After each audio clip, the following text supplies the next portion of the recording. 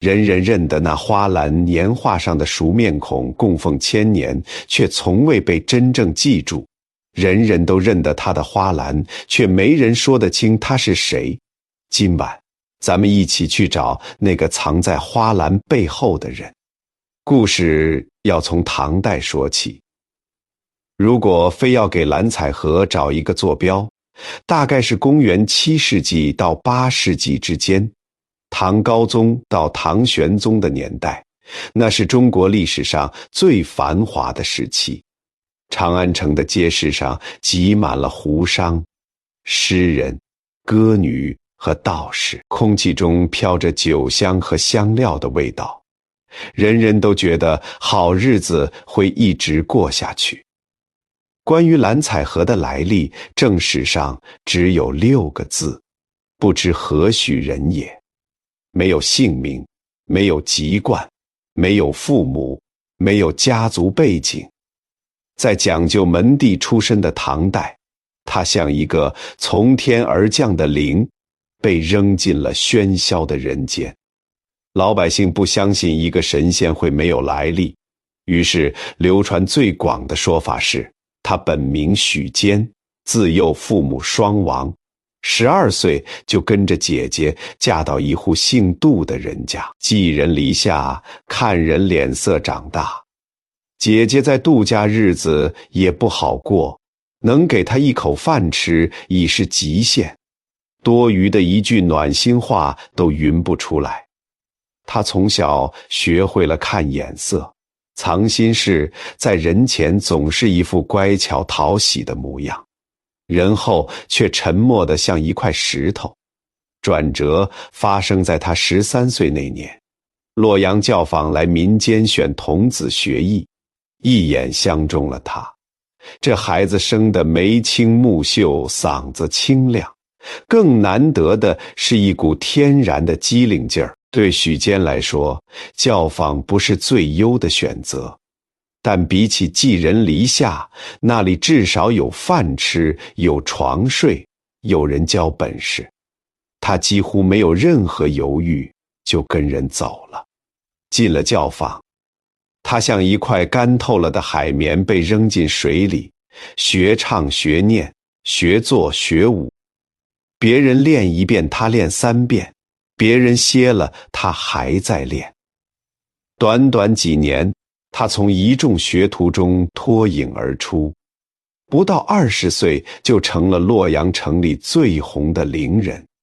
一曲清歌，万人空巷。一出新戏《满城正》说，他的名字被写在最显眼的水牌上，达官贵人的宴席以请到他为荣。市井百姓在街头认出他时，会兴奋地指给同伴看。他享受这种感觉，他太需要被看见了。那个从小没人在意的孤儿，终于活成了所有人目光的焦点。这一年，他大约20岁出头，人生正在最得意的节点上。但如果仔细看，会发现他的笑容底下藏着一种不安。他怕这一切会突然消失，怕自己一觉醒来又变回那个无人在意的小孩。所以他拼命唱，拼命演，不敢停，不敢歇。每一次登台都像是在对世界大喊，看着我，别忘了我是谁。但世界转头就忘，他得罪了一个不该得罪的人。那天他在一场宴席上唱了一首自己编的新曲，词里暗讽了某位权贵，具体讽刺了谁，讽刺了什么，已不可考。能确定的是，第2天他就被逐出教坊，从万人追捧的名角变成了街头的流浪艺人，从巅峰直接摔到谷底。那些追捧过他的人，在街上遇见他时装作不认识，那些以请到他为荣的达官贵人，再也不提起他的名字。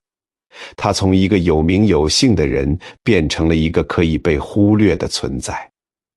这是蓝采和第一次真正看清这个世界。他开始喝酒，终日喝，喝到烂醉，也是从这时候起养成了怪异到令人侧目的习惯。他穿一件破烂的蓝色长衫，系着3寸宽的黑木腰带，永远一脚穿靴，一脚赤足，无论寒暑，从不更改。盛夏时节，人人都恨不能脱光避暑，他却往单衣里塞满棉絮，汗流浃背也不脱下。隆冬腊月，北风如刀，他直接卧在雪地里睡觉，呼出的气像蒸汽一样升腾，身体却丝毫不受冻。洛阳城的孩子们追在他身后，笑着喊他蓝疯子。老人们叹气说他可怜，没人能理解他的行为，也没人试图去理解。反正他已经是个被世界抛弃的人，怪一点又怎样呢？但他身上还有更难以解释的事。民间传说他常年不沐浴，衣衫褴褛，身上却从未有异味，反而隐隐透着花草的清香。有人说是他常年采药沾染的药香，有人说是仙气未显的征兆，也有人说那不过是他还是人的时候留下的最后一点体面。这些反常在当时的世人眼里只是疯癫的证据，但如果你站在他现在的位置去看，也许会有不同的理解。他是在用极端的方式隔绝这个世界。棉絮裹身是为了在盛夏里体验酷热，卧雪而眠是为了在寒冬里感受刺骨。他用身体的极致体验将自己与外界隔开，那层棉絮和那层雪既是盔甲也是围墙。他曾经那么用力地想要被世界认可，换来的却是一脚踢开。既然这个世界不听他说话，那他就活成世界看不懂的样子。这是他给自己构筑的最后防线。那些年他看透了太多，看透名利不过是蓝中幻影，看透追捧不过是过眼云烟。他曾写在《他他歌》里的句子红颜一春树，流年一掷梭藻，在此时就已在他心里生了根。人间名利皆是蓝中幻影，风过便散，但看透不代表放下。他只是把所有的痛苦和不甘都灌进了酒里，终日醉醺醺地游荡在市井街头，唱着没人听得懂的歌，活成了一个行走的问号。就在他沉沦于底层市井时，一场意料之外的相遇悄然转动了命运的轮盘。那场相遇发生在一个普通的不能再普通的黄昏。蓝采和记得那天他喝了很多酒，摇摇晃晃地走在洛阳城外的荷花池畔，夕阳把水面染成一片晃动的金色。他眯着眼看荷花，脑子里迷迷糊糊地想，这花开得倒比人干净。然后他看见了池边的一个人，准确地说是一个老人，更准确地说是一个浑身长满烂疮、脓血外流、散发着恶臭的老人。老人半靠在池边的石头上，衣衫比蓝采和的还破，嘴唇干裂，奄奄一息。换作普通人多半捂着鼻子绕道走了，但蓝采和没有。他走过去蹲下，问老人怎么了。老人费力地睁开眼，浑浊的目光在他脸上停了一会儿，然后指了指自己腿上的烂疮，说：痛。蓝采和看了那烂疮一眼，脓血混着黄水，看上去恶心极了。但他只是皱了皱眉，然后俯下身，用嘴为老人吸吮疮口里的脓血，一下又一下，脓血吐在地上，混进尘土里。老人没道谢，反而露出一个奇怪的笑容，说：渴。蓝采和起身去找水，池里的水不能喝，远处倒有一口井。他跑到井边，发现没有打水的桶。他环顾四周，在树丛里找到一个竹篮。竹篮打水，他犹豫了一下，还是提着竹篮跑到井边，灌满了水。竹篮一提起来，水就从缝隙里哗哗漏光。他再灌再漏，反复几次，竹篮里一滴水都没剩下。他站在井边喘气，汗水顺着额头滴下来。这时身后传来一个清脆的女声，用荷叶铺在篮底试试看。他回头看见一个年轻女子站在不远处，手里拈着一朵荷花，正冲他笑。这个女子他后来才知道姓何，是何仙姑，但那是很久以后的事了。蓝采和照做了，他摘了一片大荷叶铺在竹篮底部，再去打水。这一次水没有漏，荷叶堵住了所有的缝隙，满满一篮清水稳稳地端在他手里。他把水端到老人面前，老人喝光了篮子里的水，脸上的烂疮突然之间全部脱落，露出光洁的皮肤。他身形暴涨，金光四射，化作了钟离权的真身八仙之一的汉钟离。你过关了，钟离权说。蓝采和愣在原地，这不是钟离权第一次出现在他面前。很久以前，当蓝采和还是那个意气风发的少年郎时，钟离权就来过。那时的蓝采和正享受着众人的追捧。钟离权劝他出家修道，他毫不留情地挖苦了回去，说：你们这些出家人不是生产，游手好闲，有什么资格来教训我？那时的他满心都是红尘名利，根本听不进任何超脱的话语。可这一次不同，这一次他已经被世界踩到了脚底，已经亲历了从巅峰到谷底的全部落差，已经尝够了人情冷暖。那颗被名利塞满的心，终于被痛苦凿开了一道裂缝。所以当钟离权再次出现，化身烂疮老者来考验他时，他的反应完全不同了。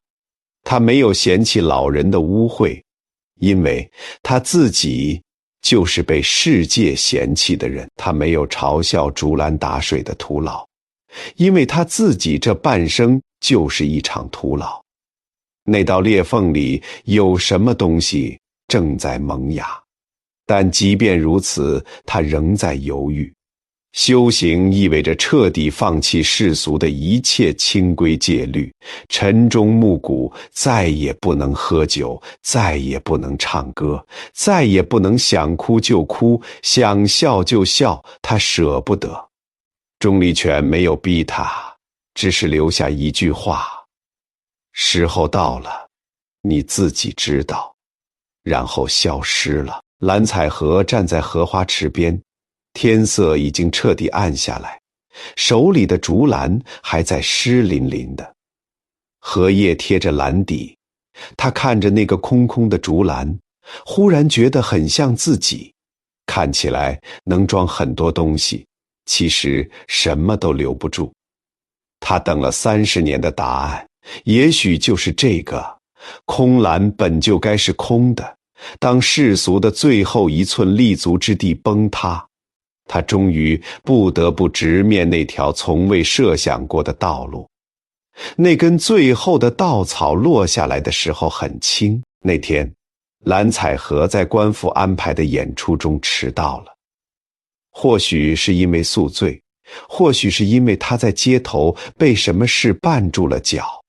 总之，他失误了，触犯了官府的规定。官差把他按在堂前，当众打了40大板，板子落在肉身上，疼痛是真实的，但比疼痛更深的是羞耻。他趴在地上，四周围满了看热闹的人，有他曾经的观众，有曾经追捧他的人，也有那些从来就看不起他的人，没人替他求情，没人站出来说一句话。他咬紧牙关，一声没吭。40板打完，他被人拖出衙门，扔在街边，血浸透了那件破烂的蓝衫。他躺在尘土里，仰面看着天空。洛阳的天空灰扑扑的，和往常没什么两样。街上的行人从他身边走过，有几个人停下来看了他一眼，然后继续赶路。就是在那一刻，他心里的最后一道墙塌了，官府的一顿板子打碎了他对世俗秩序最后的幻想。他曾在那个秩序里奋斗过，风光过，跌落过，挣扎过，以为总有一条路能走回去。现在他明白了，那个秩序从来就没有给他留过位置。他爬起来，拖着血迹去找钟离权。这一次，他跪下了。钟离权没有立刻收他，也没有再用脓血烂疮的旧招来试探。这一次，老人只是平静地看着他，问了一句话：“你篮中的花为谁而开？”蓝采和跪在地上，浑身是血，却在这句问话里怔住了。他低头看着自己空空如也的双手，此刻他并没有提篮，但那个花篮仿佛就在他面前。篮中那些蓝紫色的小花，那些他从未对人提起的为一个卖茶女子而留的花朵，正在无声地绽放。他沉默了很久，久到老人身后的树影都移了半尺，然后他开口了，声音很轻，轻的几乎被风吹散。为他，也为我自己。老人又问：那他如今安在不在？那你为何还留着花？蓝采和抬起头，眼眶红透了，却没有泪，因为花还记得他，不在了。我若不记得，这世上就再没人知道他曾来过。老人看了他很久，那双浑浊的眼睛渐渐清澈起来，像两汪深不见底的古井。你连一个凡间女子都不愿让她被遗忘。老人说，又怎会甘心让自己被这世间遗忘？蓝采和浑身一震。你怕被遗忘？老人的声音很轻，却字字如锤，所以你才拼命要被人记住，考功名，做高官，当名伶，唱踏歌。你恨的不是权贵，不是命运，你恨的是这世道从来不肯好好看你一眼。蓝采和跪在那里，终于流下了泪。可你想过没有？老人蹲下身与他平视，越是攥着不放，越是什么都留不住。你那竹篮打水，漏掉的不只是水，还有你半辈子的执念。空篮本就该是空的，正因为空，它才能装别的东西。蓝采和望着他，嘴唇颤抖。放下吧。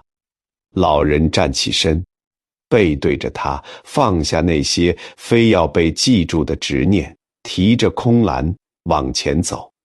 清风自来，蓝采和跪在原地，夕阳从老人身后照过来，把他整个笼罩在金色的光里。他忽然笑了，那笑容很轻却很真。竹篮打水本是空，空篮方能再清风。弟子懂了。钟离权转过身，伸手扶起他。这一扶，蓝采和脱去了凡俗的最后一层桎梏，从此踏上修道之路。他脱下破烂的蓝衫，换上道袍，3000烦恼丝一剪而断。从这一刻起，世间少了一个叫许坚的人，多了一个叫蓝采和的道人。他开始了一种全新的生活，穿道袍，持拍板，沿街踏歌而行。他不再是那个被世界抛弃的失败者，而是一个主动选择与世俗保持距离的修行者。不过他的一些习惯还是没改，他依然到处乞讨，讨来的铜钱用长绳串起来拖在地上，哗啦哗啦地走，绳结松了，铜钱散落一地，他绝不回头捡拾，要么随手散给路边的穷人，要么全部换酒花个精光。旁人笑他傻，笑他疯，他不解释。这世间能让他解释的人早已不存在了。踏歌流浪的岁月里，他的身份越发模糊，道心却越发澄澈。一场最终的蜕变正在悄然临近。那天终于来了，具体是哪一年哪一月哪一日，史书没有记载，我们只知道地点是濠梁，就是今天安徽凤阳一带一座临水的酒楼。蓝采和那天喝了多少酒没人知道，只知道他喝到兴处，一脚踏上酒桌，举起那副跟了他半辈子的3尺大拍板，放声高歌。还是那首踏踏歌，踏踏歌，蓝采和，世界能几何？别的凡人过了几十年，早已白发苍苍，他却还是那副少年面容，一身破道袍，一脚穿靴，一脚赤足，脸上挂着醉醺醺的笑意。红颜一春树，流年一至梭。酒楼里的客人都停下来看着他，有人在笑，有人摇头，有人拍桌子叫好，但没有一个人真正听懂他在唱什么。那些歌词里的警示、看透、悲凉，落进酒气弥漫的空气里，像水珠掉进滚烫的铁板，滋啦一声就蒸发了。他不在意，他已经唱了很多年了。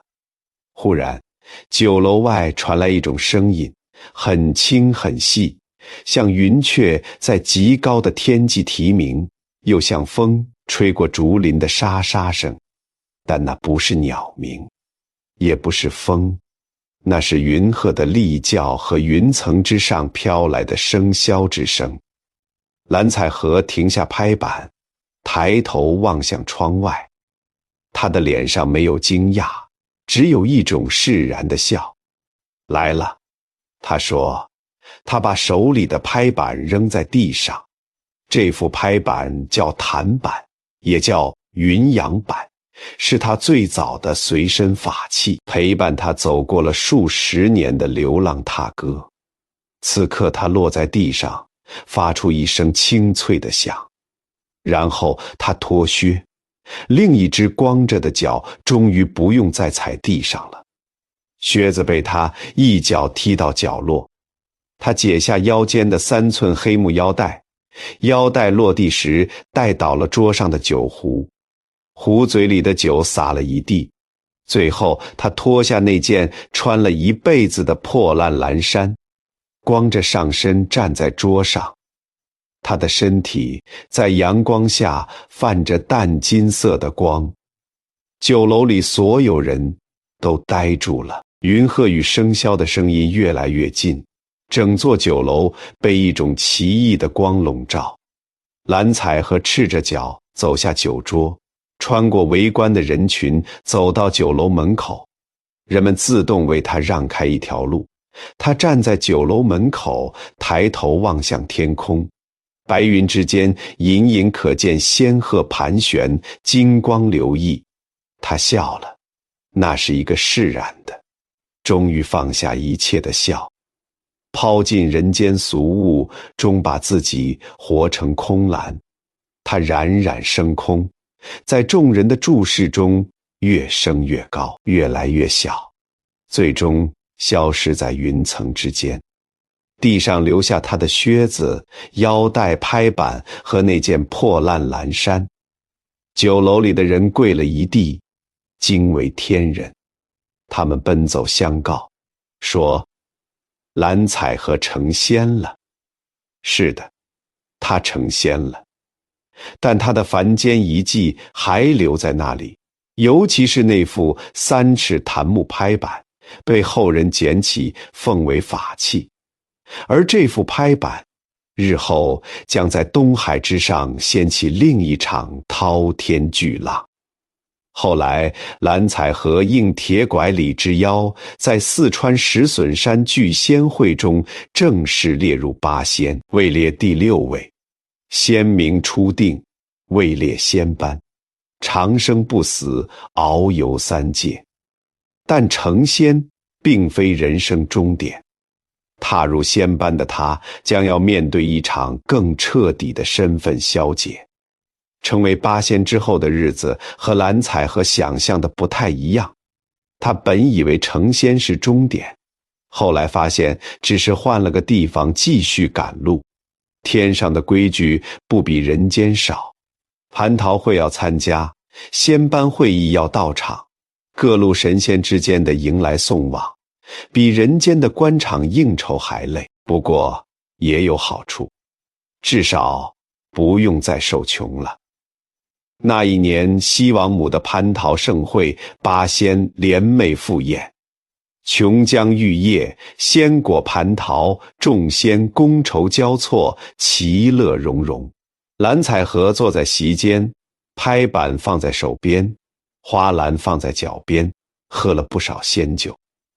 他如今的法器已经不止拍板了，那花篮是他这些年在仙山采药时编的。篮中蓄满奇花异草，仙草灵药四季不谢，异香扑鼻。这是他最喜爱的东西，也是他最得意的造物。宴会结束，8仙结伴返回，路过东海时，望着浩瀚的海面，有人提议咱们各凭法器渡海，不成舟楫如何？众人抚掌称好。铁拐李率先将自己的葫芦抛入海中，葫芦迎风变大，化作一叶扁舟。他跳上去，飘然而去。汉钟离将芭蕉扇置入浪中，扇子化作蒲团大小，稳稳拖住他的身形。张国老倒骑纸驴，吕洞宾脚踏飞剑，何仙姑足踏荷花，韩湘子笛声引路，曹国舅玉板破浪。轮到蓝采和了，他从花篮中取出那副跟了自己数10年的檀木拍板，往海中一抛，拍板落水，金光大盛，化作一方玉板，悬浮在波涛之上。蓝采和踏上玉板，感受着脚下温润的玉质，这是他最珍贵的法器，见证了他从人到仙的全部历程。风吹动他的道袍，花篮中的仙草异香随风飘散，引得海底的水族纷纷浮上来，追随着他的玉板游弋。鲸鱼、海豚、5颜6色的鱼群在他的玉板两侧列队而行，场面壮观极了。他心情很好，取出酒壶灌了一口仙酒，醇香，海风清爽。他忍不住想唱2句踏歌，然而水下的阴影里有什么东西正盯着他的玉板。东海龙宫龙太子正在水晶宫中宴饮，忽然闻到一股异香夹杂着仙气的波动，他放下酒杯，寻香而去。浮出水面时，恰好看见蓝采和脚踏玉板破浪而来，一群鱼虾追随着那道金光，场面煞是气派。龙太子的目光落在蓝采和脚下的玉板上，羊脂美玉，灵光流转，更兼仙气氤氲，一看就不是凡品。龙宫珍宝无数，但这等仙家法器他还从未见过，贪念顿起。龙太子转身入水，招来几个心腹水族，低声吩咐了几句。蓝采和对此毫不知情。他正踏着玉板走在波峰浪谷之间，忽然脚下一空，玉板被一股巨力从下方抽走，他整个人栽进海水里，咸涩的海水灌进口鼻，他还没来得及反应，几双长满鳞片的爪子就扣住了他的手脚，将他往深海拖去。他挣扎着回头，看见几个虾兵蟹将正抱着他的玉板往龙宫方向急游。龙太子立在珊瑚丛中，正贪婪地抚摸着那块玉，大胆。蓝采和的怒吼被海水吞没，只剩一串气泡。他被拖进龙宫，关在一处暗无天日的水牢里，这是他的耻辱，也是他成仙后遭遇的最大的劫难。其余7仙陆续渡过了东海，在彼岸等了许久，不见蓝采和踪影。铁拐李掐指一算，脸色骤变，采和道友被龙宫扣下了。吕洞宾第一个拔剑，铁拐李的葫芦喷出3昧真火，点燃了东海的海面。韩湘子的笛声化作狂风，助长火势。一时间，东海之上火光冲天，海水沸腾，无数水族翻着白肚皮浮上海面，虾兵蟹将死伤惨重。龙太子没想到事情闹到这个地步，连忙去向龙王禀报。龙王大怒，但事已至此，只能硬着头皮应战。他请来天兵天将助阵，八仙这边也毫不示弱。一场大战从东海打到了天庭，从水族打到天兵，事态越来越失控。当龙太子出手夺宝，并将他擒入龙宫时，这场冲突彻底推向不可挽回的高潮。而这一切的当事人蓝采和正被关在水牢里，浑身湿透，花篮也沉在海底不知去向。他听着上面传来的轰鸣声、喊杀声，苦笑了一声。他又成了那个被遗忘在角落里的人。火烧东海的动静太大了，大到惊动了南海普陀山上的观世音菩萨。菩萨驾莲台而来，在白热化的战场上落下，双方暂时歇手，各自陈述原委。菩萨听完摇了摇头，为一块玉板值得如此。龙太子低着头不说话。铁拐李怒道：龙子抢夺在先，求人在后，此事岂能善罢甘休？菩萨看向龙王，龙王面色铁青，知道儿子理亏，但又不愿在八仙面前低头认输。观音菩萨叹了一声，还他玉板，赔个不是，此事便了了。龙太子咬了咬牙，从背后取出玉板。他最后看了那块美玉一眼，终于将它交换。玉板落回蓝采和手中时，湿漉漉的表面倒映着他疲惫的脸。他收好玉板，弯腰从海底淤泥里捡回花篮。花篮里原本满满的奇花异草被海水泡得七零八落，只剩几根残枝。他蹲在海边，一根一根地清理枯枝败叶，重新在岸边采了几株野花放进去。观音菩萨看着他这副模样，微微点头，踏莲而去。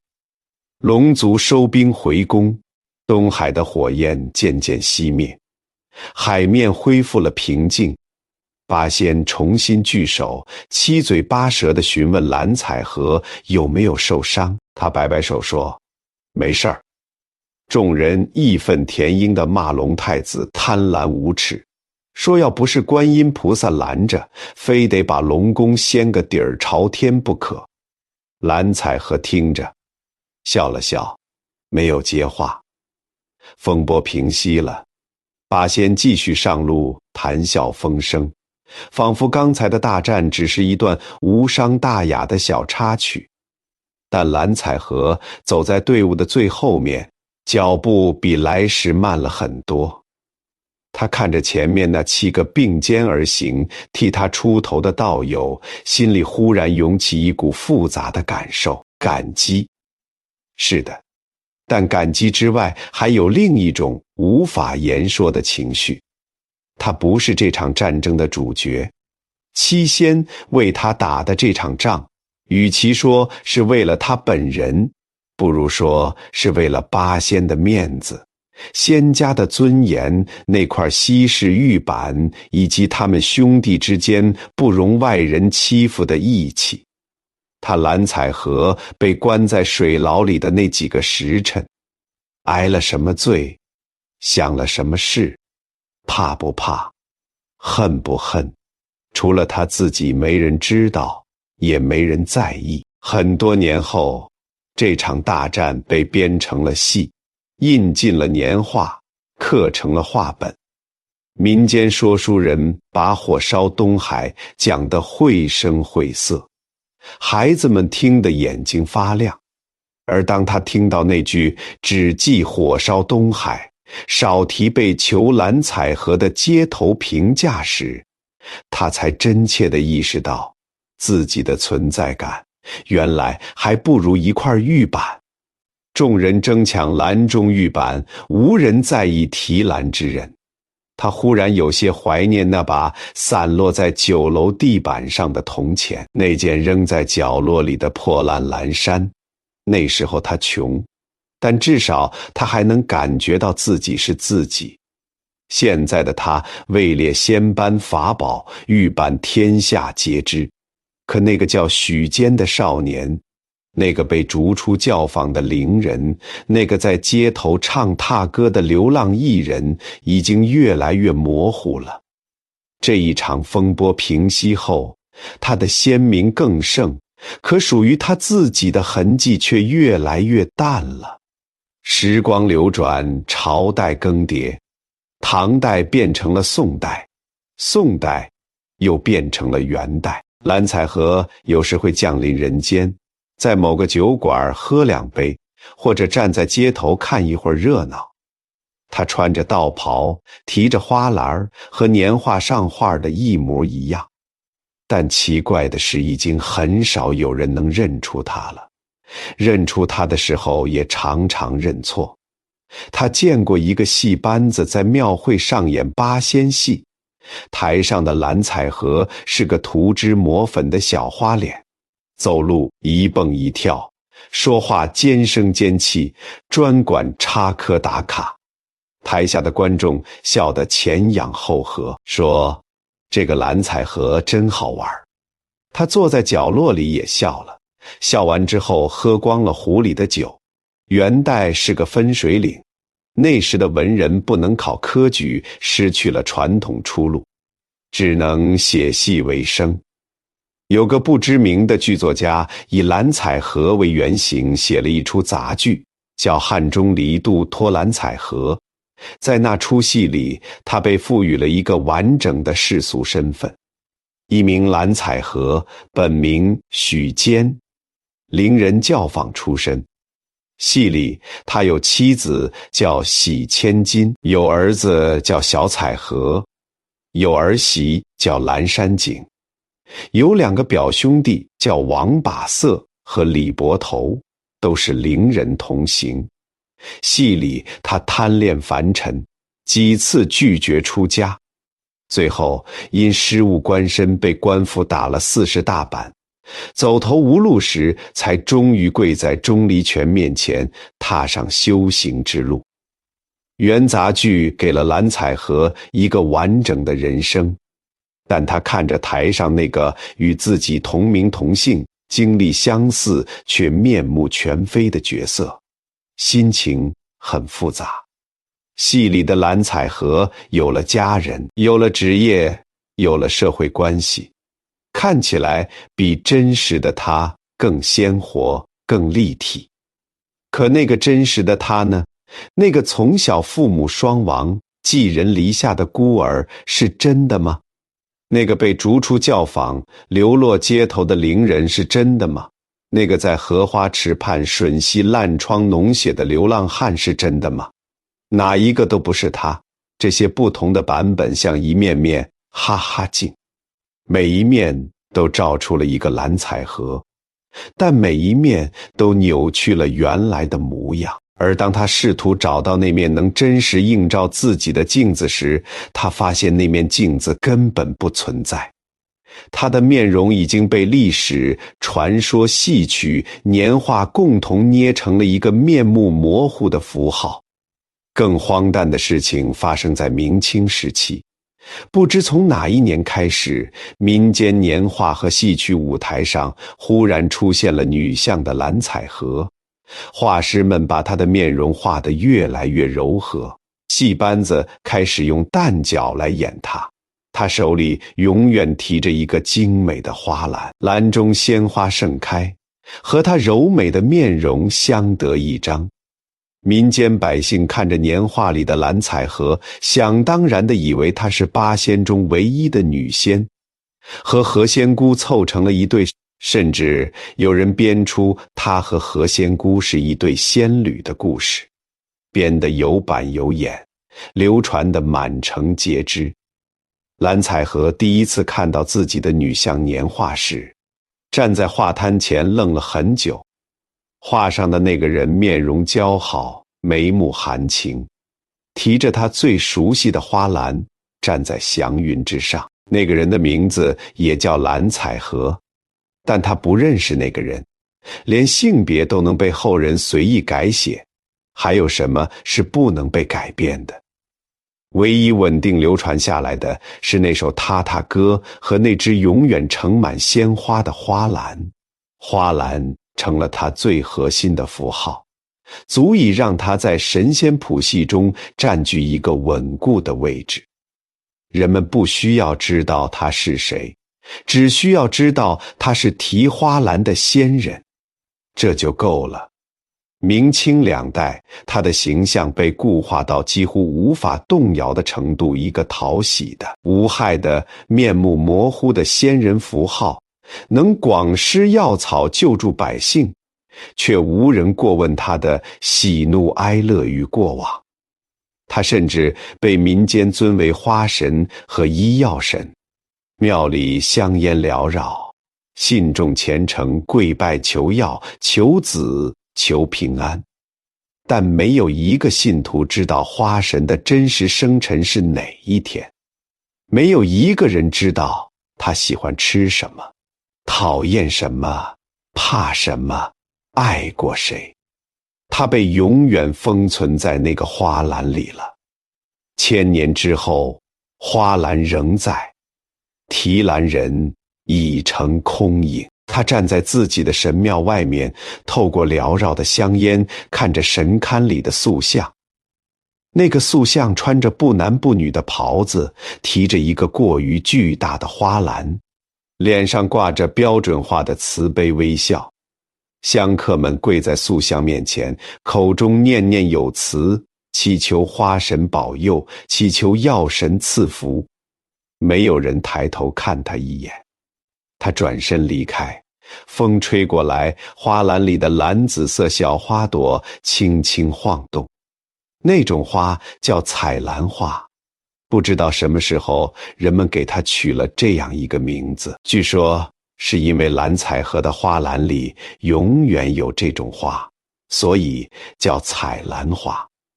但很少有人知道这花的来历。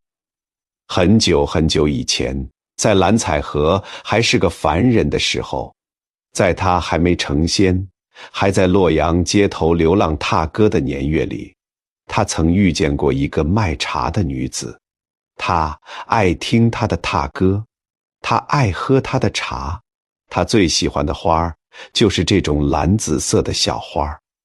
他走得很早，早到蓝采和还来不及把想唱的歌都唱给他听。从那时起，他的花篮里永远留着一束蓝紫色的花，千年不曾凋谢。他曾说他听完他想唱的歌，这是他埋在心底最深的秘密。一个他从未对任何人讲过的关于凡尘，关于错过，关于一个卖茶女子的秘密。这个故事没有进入任何一部典籍，没有被任何一出戏文改编，没有被任何一幅年画描绘。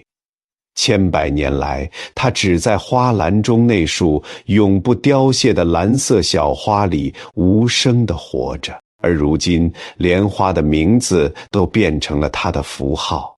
没有人知道这花原本是为了纪念谁。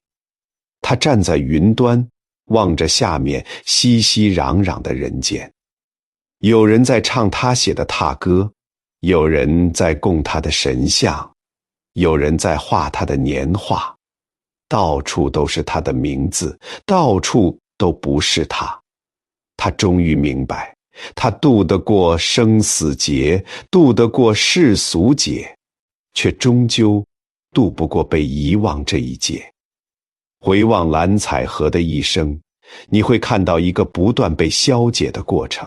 他的身世被消解，他本是许间教坊伶人，但后世为他安上了无数种来历，每一种都消解了前一种。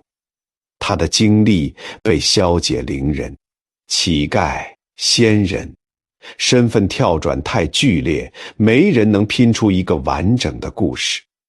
他的存在被消解东海一战，他明明是受害人，却被遗忘在角落里。所有人只记得火烧东海的壮烈，他的面容被消解明青年画中的女相蓝采和，连性别都被后人改写了。他爱过的人也一同被消解花篮中永远盛开的蓝紫色小花，后人都叫它采兰花，却没人知道这花是为了纪念一个卖茶的女子。她的名字还在，香火还在，符号还在，但她那个人早已不见了。这就是蓝采和一生的终极悖论，他成为了永恒的符号，却彻底失去了自己。世人记住了花篮，记住了踏歌，记住了八仙里的一个位置，唯独没有记住他这个人。他用一生把自己活成了一只空篮，空篮能成百草千花，能容仙露灵药，能化作无上法器，却盛不下一段可被铭记的人生。今晚这个故事也许没能还原一个完整的蓝采和，但至少我们试着去看了那个藏在花篮背后的影子，那个曾在街头唱歌的少年，那个失去爱人的凡人，那个被关在水牢里无人问津的仙人，那个被供奉千年却从未被真正记住的人。希望每一个在人群中被忽略、被误解、被符号化的人，都能被真实的看见。希望你的名字不只是一个标签，希望你的故事有人愿意听完。